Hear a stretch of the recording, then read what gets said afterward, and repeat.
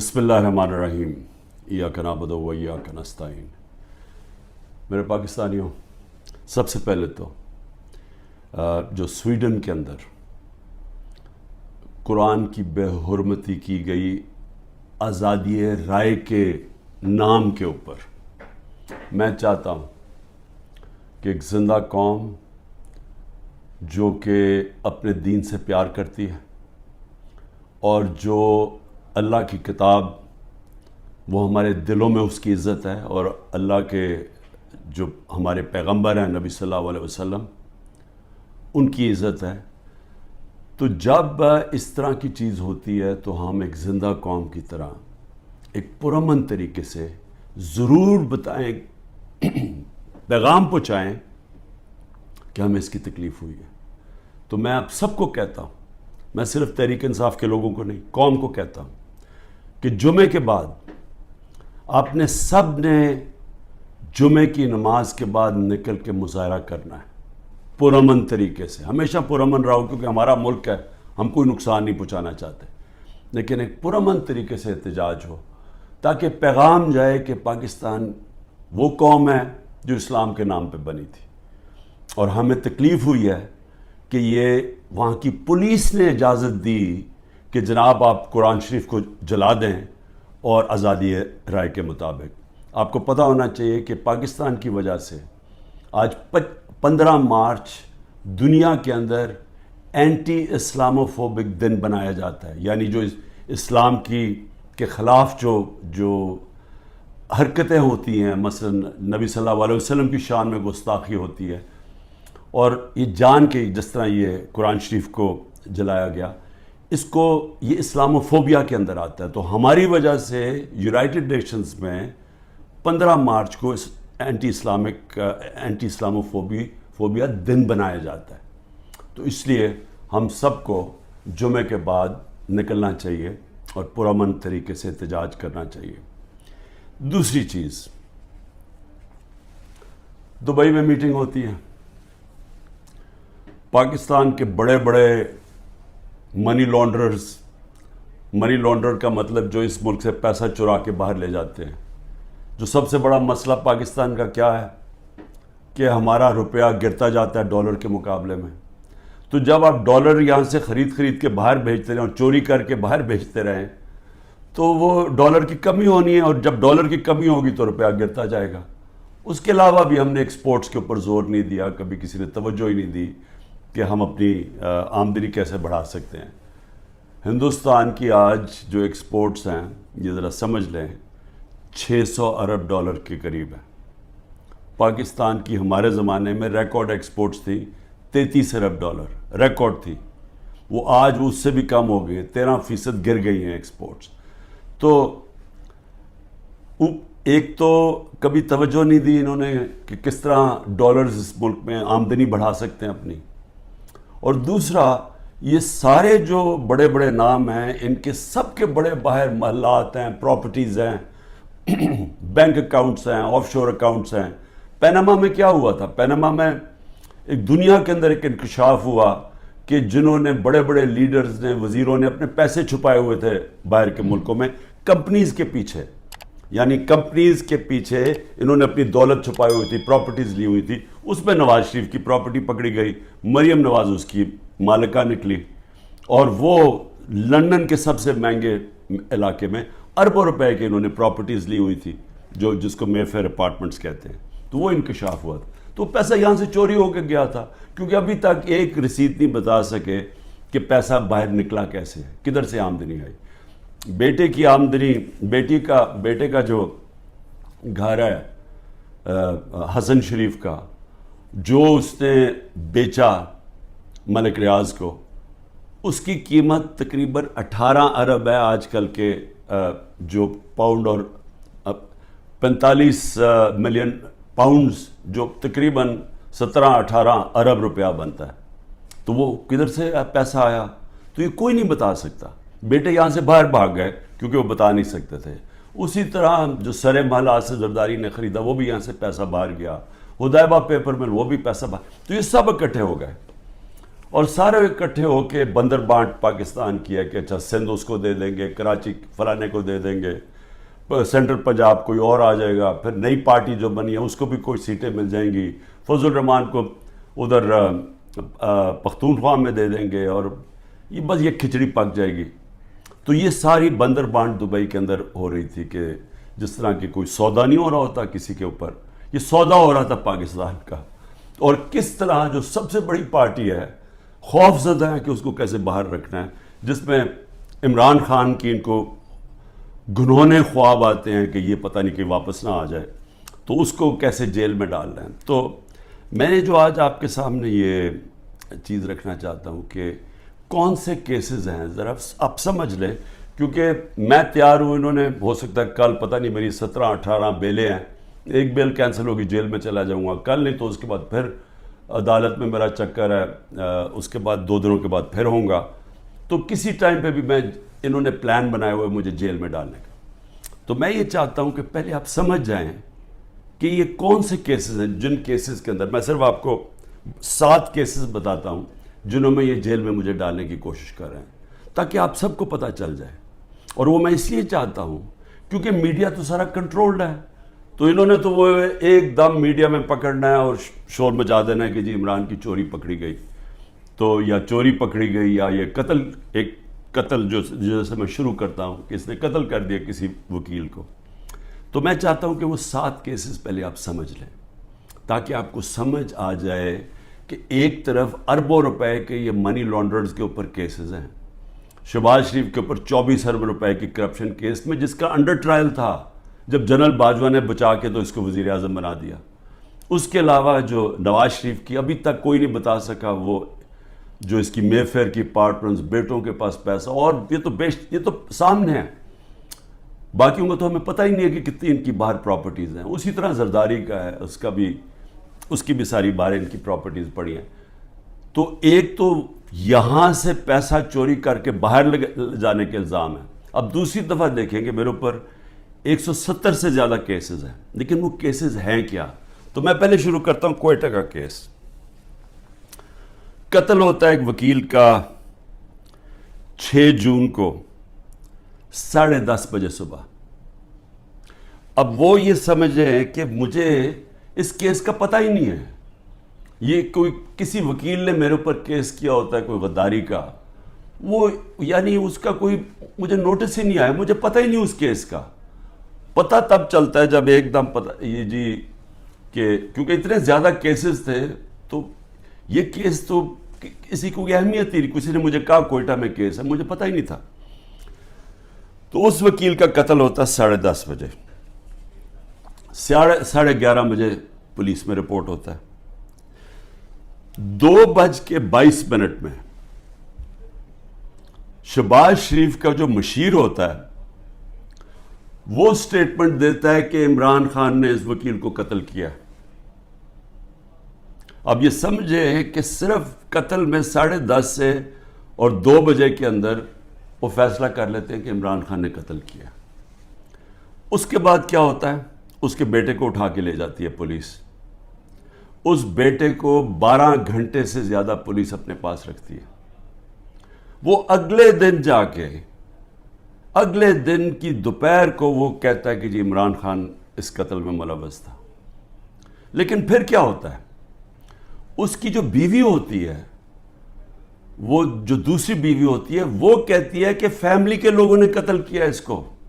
وہ ویڈیو اپنی جاری کرتی ہے کہ فیملی کے لوگوں نے قتل کیا. اب پھر دیکھیں، سارے کوئٹوں کو پتہ ہے کہ ان کی وہ وکیل کی دشمنیاں تھیں، سب کو پتہ ہے ان کی آپس میں دشمنیاں تھیں. اسی وکیل نے جا کے ہائی کورٹ کو کہا کہ مجھے سبی میں نہ کیسز مجھے دو، کیونکہ میری وہاں جان کو خطرہ ہے، میری دشمنی ہے. اور پھر یہ دیکھیں، یہ ذرا آپ غور سے یہ دیکھ لیں، یہ اس کو بڑے قریب سے دیکھ لیں، اور اس کے اندر یہ مظاہرے کیا کر رہے ہیں. ان کا قتل ہوتا ہے اور یہ قتل میں کہتے ہیں کہ یہ قتل اس وکیل نے اس کے وکیل کی طرف سے یا انہوں نے کیا. اس کا نام لکھا ہوا ہے کہ وہ اس قتل میں ملوث تھا. تو جب ایک فیملی دشمنی بھی ہوتی ہے، اس سے پہلے ہی وہ پرائم منسٹر کا مشیر کہتا ہے کہ جی عمران خان نے قتل کر دیا، ابھی تفتیش بھی نہیں ہوتی. اور مجھے افسوس سے کہنا پڑتا ہے کہ وہاں ہماری سنا بھی نہیں گیا کوئٹہ ہائی کورٹ میں. خیر وہ اور وجوہات ہیں، اس کی بھی ہمیں وجہ پتہ ہے پیچھے کیا ہے. تو یہ آپ ذرا سنیں. اس کے بعد یہ پہلی دفعہ میرے نام پہ قتل نہیں نام ڈالا جاتا. زبیر نیازی، وہ لطیف کھوسا کے گھر بار گولیاں چلتی ہیں. زبیر نیازی جو کہ ہمارا لاہور کا سیکرٹری جنرل ہے، اس کے نام پہ وہ آ جاتے جی اس نے گولیاں چلائی ہیں. اور وہ گولیاں کسی آدمی کو کھڑا کرتے ہیں جو کہتا ہے جی مجھے زبیر نیازی نے کوئی پیسے دینے تھے گولیاں چلانے کے لیے. اب لطیف کھوسا ہمارے ساتھ ملٹری کورٹس کے خلاف کیسز کر رہے ہیں، تو وہ کیوں گولیاں چلائے گا اس کے گھر، جو کہ وہی کیس کر رہے ہیں جو ہم کر رہے ہیں سپریم کورٹ میں. اور پھر ذل شاہ کا جب قتل ہوتا ہے، ذل شاہ کا جب قتل ہوتا ہے، سب سے پہلے 302 میرے اوپر قتل کا چارج لگا دیتے ہیں. 3 دن تک وہ میرے اوپر 302 لگاتے ہیں قتل کا چارج. پھر کیا ہوتا ہے، اس کا پوسٹ مارٹم ہو جاتا ہے. پوسٹ مارٹم میں پتہ چلتا ہے 26 جگہ اس کے اوپر تشدد ہوا ہوتا ہے. تو اب ظاہر ہے وہ یہ تو نہیں کہہ سکتے تھے کہ عمران خان نے اس کو تشدد کروا کے اپنے کارکن کو مار دیا. تو انہوں نے پھر ایکسیڈنٹ اس کا ڈال دیا. ایکسیڈنٹ میں بھی کہا کہ عمران خان اس کے اندر کوئی اس نے انفارمیشن چھپائی ہے، میرا پھر نام ڈال دیا.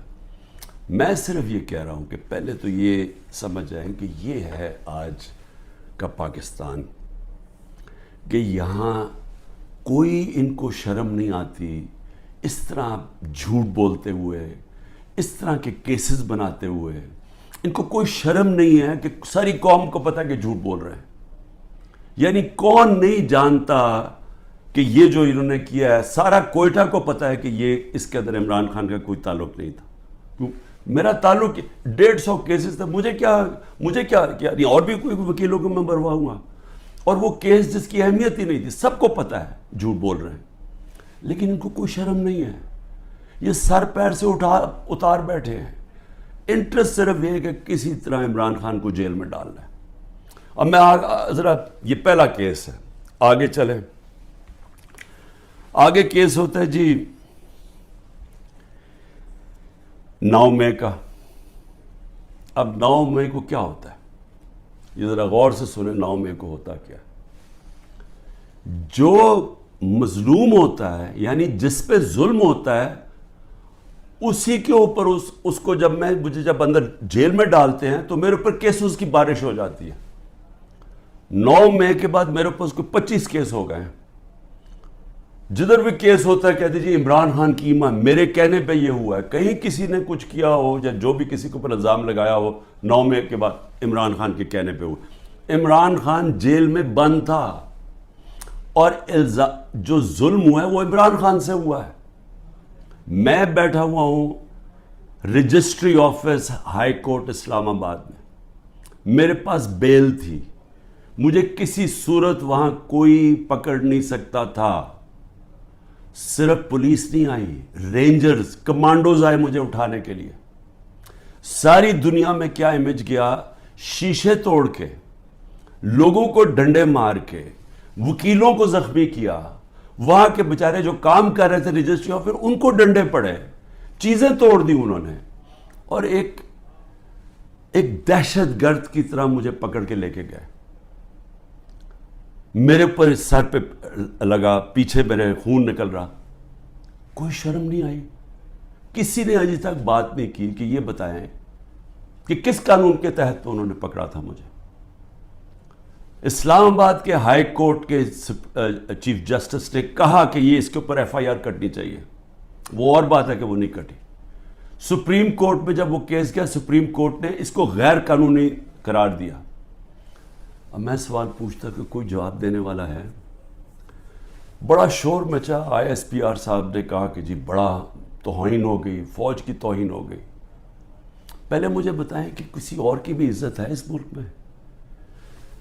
کہ ایک آدمی 50 سال سے دنیا مجھے جانتی ہے، کرکٹ کی وجہ سے جانتی تھی. دنیا سب کو پتہ ہے میرا، کسی اور پاکستانی کو دنیا نہیں جانتی جو آج مجھے جانتی. ساری دنیا کے اندر وہ خبریں گئی. وہ دکھایا مجھے جس طرح پکڑ کے لے کے جا رہے ہیں کہ جس طرح کوئی پتہ نہیں کوئی مجرم ہے، دہشت گرد ہے. پھر کہا جی کرپشن کیس پہ لے کے جا رہے ہیں. وہ کرپشن کیس کے اوپر بھی میں آنے لگا ہوں. اور لوگوں کو جو اس طرح ڈنڈے مارے انہوں نے، کوئی پوچھنے والا نہیں ہے، کیونکہ وہ طاقتور ہے، وہ سب کچھ کر سکتا ہے. جو مظلوم ہے، جن سے ظلم ہوا، اس کو ہی پکڑ کے اسی کے اوپر کیسز کرنے شروع کر دیے. جیل میں بند ہے اور کیسز شروع ہو گئے کہ جی اس کی ایما کے اوپر یہ ہوا ہے تو اس کی وجہ سے یہ ہوا ہے. اور جی کوئی ملٹری کورٹ سب پتہ چلیں گے کہ جو بتائیں گے اصل میں کتنا بڑا وہ غداری کر رہا تھا عمران خان قوم کے ساتھ. میں ذرا آگے چلوں. کسی نے آج تک بات نہیں کی، اور میں یہ خاص طور پہ اپنی آج قوم کو بتانا چاہتا ہوں کہ کیوں میں آپ کو کہتا ہوں حقیقی آزادی کی یہ جہاد ہے. یہ پولیٹکس نہیں ہے، یہ جہاد ہے. ہم غلام ہیں. غلاموں کے کوئی حقوق نہیں ہوتے. جس طرح میرے کوئی حقوق نہیں تھے، میں یعنی سب سے بڑی ملک کی پارٹی کا ہیڈ، جس کو جس طرح اٹھایا انہوں نے، جو کیا، جس طرح ہم کوئی کمی ہے اس ملک کے. اب 25 لوگوں کو گولیاں لگی، جو مرے، جو شہید ہوئے. ابھی تک 9 لوگ غائب ہیں. جو پولیس نے یا دھمکیاں دی ہیں، کچھ کیا، وہ انڈر گراؤنڈ گئے ہوئے ہیں، وہ بتا نہیں رہے. مسنگ ہیں 9 لوگ. 16 لوگ ہمارے پاس پتہ ہے جن کو گولیاں، 69 لوگوں کو گولیاں ماری اور ان کو شہید کیا گیا. فرانس کے اندر ایک لڑکے کو پولیس نے 16 سال کے لڑکے کو گولی ماری، ایک لڑکے کو. ابھی تک فرانس جل رہا ہے. 1000 سے زیادہ بلڈنگز جل گئی ہیں، گاڑیاں جل گئی ہیں. مشکل نیشنل کرائسس آ گیا ہے. معافی مانگ رہی ہے پولیس کے، جی بڑی غلطی ہوگی، اس کے خلاف ایکشن لیا جائے گا. آزاد لوگ ہیں، آزاد لوگوں کے حقوق ہوتے ہیں. لوگ نکلیں اپنی آزادی کے لیے کہ کیسے جرأت پڑی پولیس کو گولی مارنے کی. یہاں 16 لوگوں کا آج تک ٹی وی پہ نام ہی نہیں لیا جا رہا. سب نہتے تھے. ابھی مجھے ملنے آئے ان کے 2 بچے، ایک چھوٹے بچے جس کے باپ کو گولی مار دی تھی. وہ دبئی سے کام کر رہے، وہ ایسے ہی مظاہرے کے اندر کھڑا ہوا تھا، گولی چلا دی. وہاں میں سمجھتا تھا 2 لوگوں کی ٹانگیں ضائع ہوئی ہیں، 3 لوگوں کی ٹانگیں ضائع ہوئی ہیں. ایک پیرالائز ہوا ہے جس کی کمر میں گولی لگی ہے. کوئی انکوائری ہوئی ہے؟ کیا یہ انسان تھے نا، یہ پاکستانی ہے؟ کسی نے پوچھا کہ ان کے گھر میں کیا گزر رہی ہے؟ یہ عام لوگ تھے، ان کے بیوی بچے تھے، ماں باپ تھے.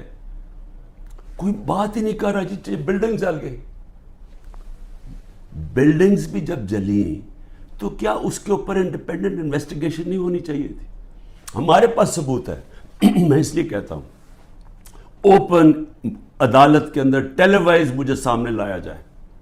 میرے پاس اب ثبوت آ گئے ہیں. میں یہ ثابت کروں گا کہ یہ سارا پری پلان تھا.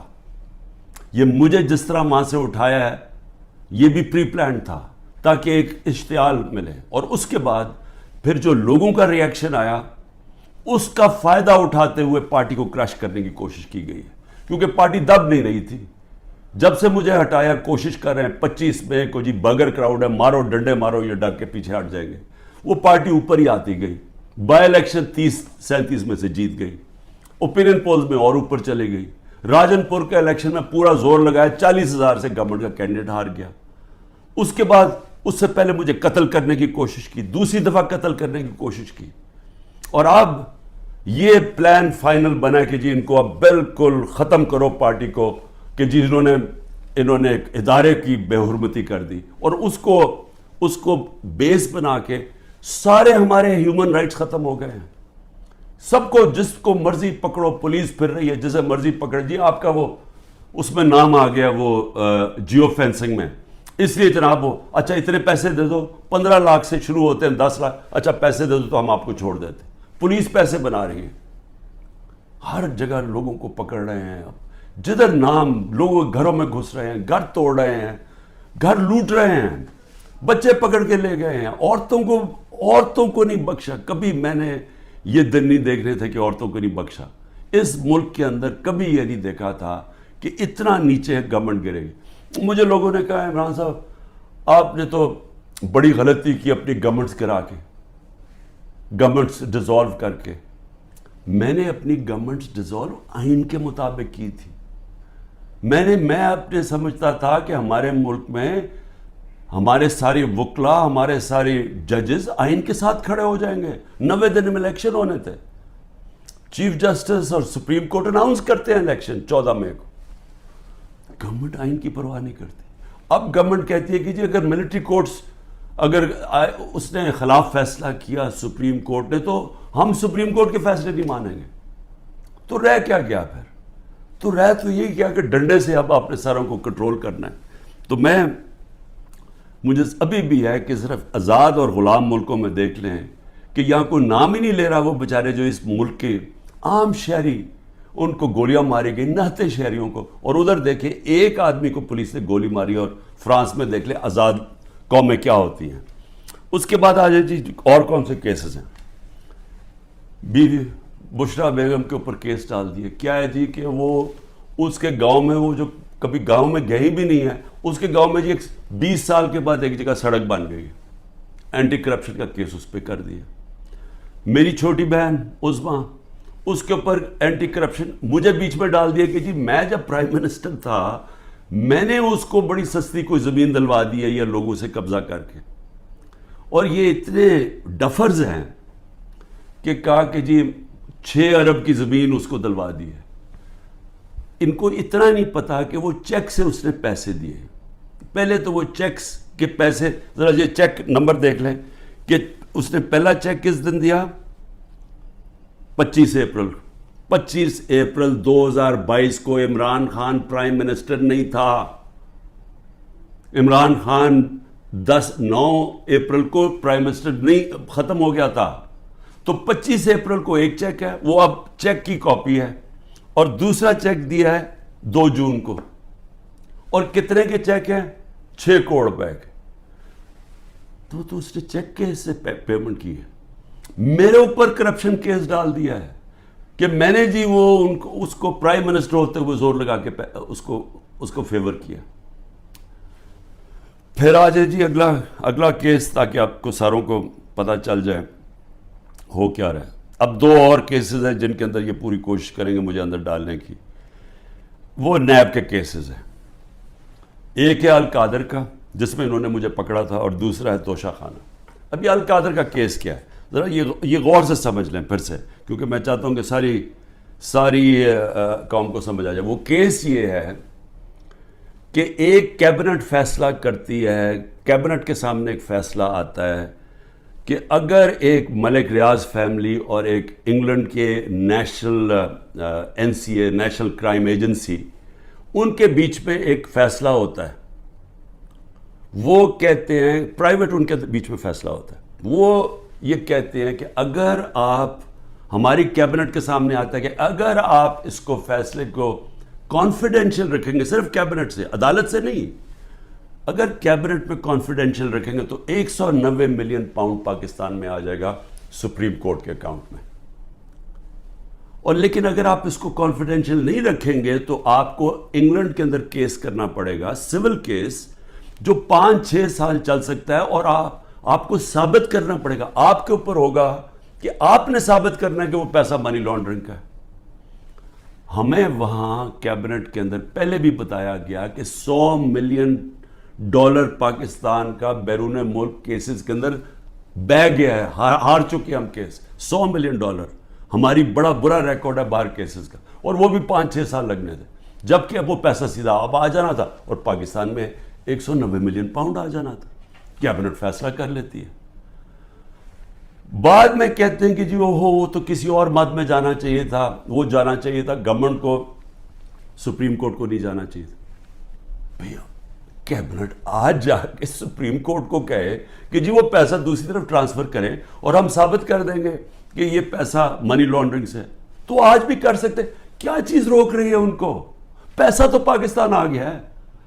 اور کہہ یہ رہے ہیں کہ اس سے 7 مہینے پہلے جو کہ القادر یونیورسٹی جو چیریٹیبل ٹرسٹ ہے ادھر چل رہے ہیں، ادھر مفت تعلیم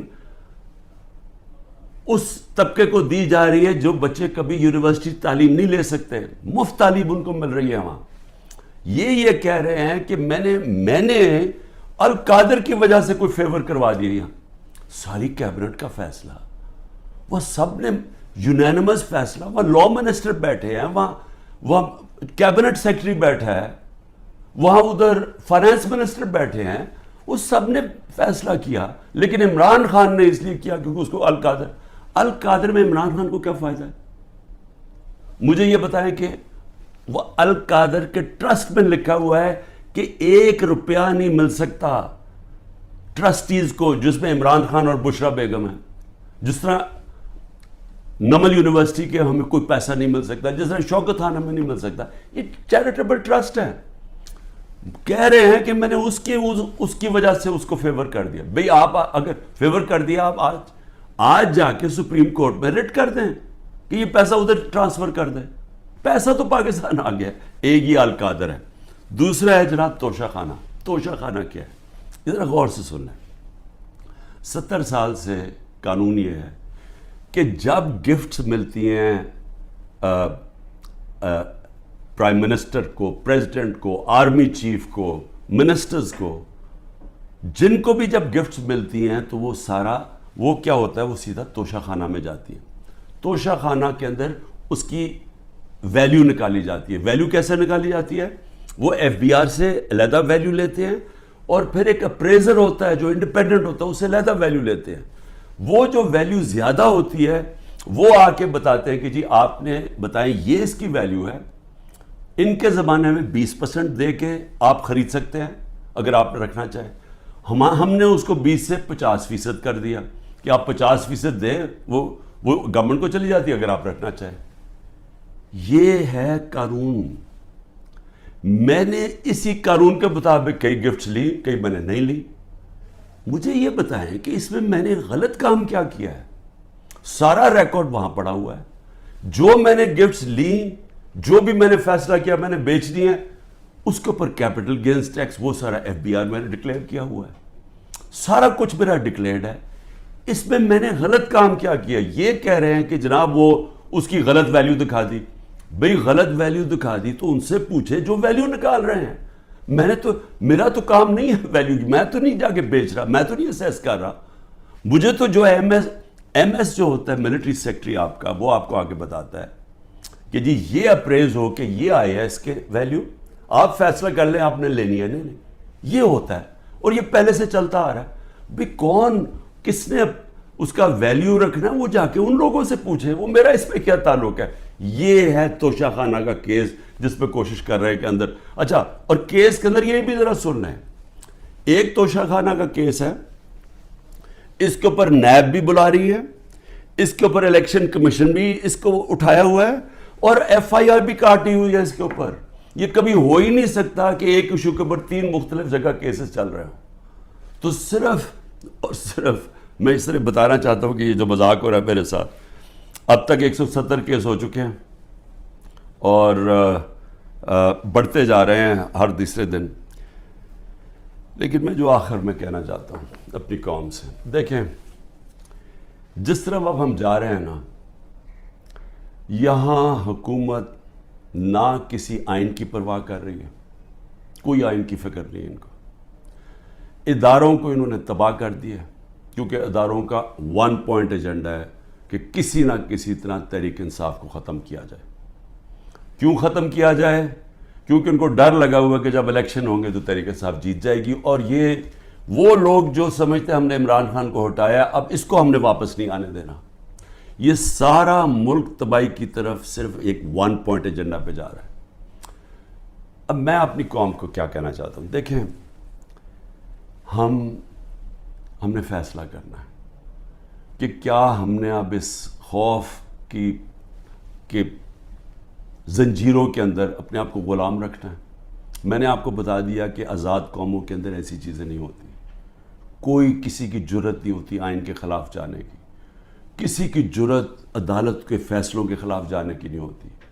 کوئی کسی کو اس طرح اغوا نہیں کر سکتا جس طرح مجھے اٹھا رہے تھے, جس طرح عمران ریاض کو غائب کر دیا. اب عمران ریاض کا کیا کام تھا مجھے بتائیں, اس کا کیا تعلق ہے جو 9 مئی کو ہوا ہے, اس کو کیوں ابھی تک غائب کیا ہوا ہے؟ یہ صرف اور صرف ظلم کر رہے ہیں, ڈرا رہے ہیں, دھمکا رہے ہیں لوگوں کو غلام بنانے کے لیے کہ ہم یہ خوف کے, ان کے خوف کے غلام بن جائیں. میں اپنی آج قوم کو کہنا چاہتا ہوں کہ دیکھیں, آپ کو یہ, اب میں اپنی ٹیم, جو میرے لوگ ابھی چھپے بھی ہوئے ہیں سارے انڈر گراؤنڈ میں سب کو اب کہنا چاہتا ہوں کہ دیکھیں وقت آ گیا.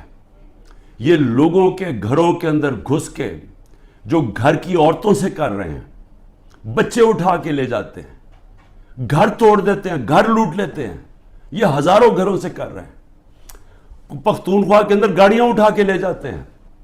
جو بھی پی ٹی آئی کا ملے, رشتہ دار ملے, کوئی بھی, میں ساری قوم کو کہہ رہا ہوں کہ کیا آپ یہ برداشت کرنے کے لیے تیار ہیں؟ کیونکہ یہ آج ہمارے سے ہو رہا ہے, یہ سب سے ہوگا.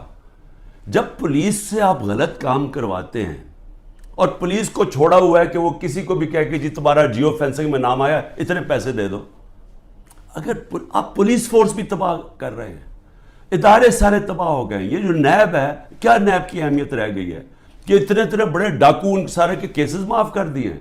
جو 3 گاڑیاں آصف زرداری نے چوری کی ہیں توشہ خانہ سے, 1 گاڑی نواز شریف نے چوری کی ہے, 1 مریم نواز نے چوری کی ہے, ان کو کوئی پوچھ نہیں رہا. اور آ کے کہہ رہے ہیں جی کہ توشہ خانہ سے یہ آپ نے جو لیگلی کام کیا ہے کہ جی وہ ویلیویشن نہیں ہوئی. بھئی وہ ان سے پوچھے جنہوں نے ویلیو کرنا تھا, وہ میرا اس سے کیا تعلق ہے؟ لیکن مقصد انصاف کا نہیں ہے, مقصد ظلم کرنے کا ہے. اور میں قوم کو اب کہتا ہوں, اب یہ بھیڑ بکریوں بن کے رہنے کا وقت چلا گیا ہے.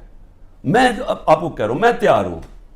میں کل جا رہا ہوں, پتہ نہیں کتنے, میں 19 بیلیں لگی ہوئی ہیں, کسی میں اندر ڈال سکتے ہیں. میں تیار ہوں سب کے لیے, میں ہر چیز کے لیے تیار ہوں. لیکن میں یہ ظلم کا نظام برداشت کرنے کے لیے تیار نہیں ہوں. میں یہ بھیڑ بکریوں بن کے اپنی زندگی گزارنے کے لیے تیار نہیں ہوں. میں یہ سمجھتا ہوں کہ یہ قوم کے لیے وقت آ گیا ہے. آپ سب فیصلہ کر لیں کہ کس طرح کا پاکستان آپ چاہتے ہیں. کیا وہ پاکستان چاہتے ہیں جو پروفیشنلز جو باہر جا سکتے ہیں وہ باہر چلے جائیں, جو آپ کا سب سے بڑے ذہن ہے وہ باہر چھوڑ کے چلے جائیں, وہ بیچارے غریب آدمی کشتیوں میں ڈوبتے رہیں جا کے اللیگلی, غیر قانونی طور پہ نکلنے کے لیے, اور باقی قوم بھیڑ بکروں کی طرح رہ جائے. اس ملک کا کوئی مستقبل نہیں ہے.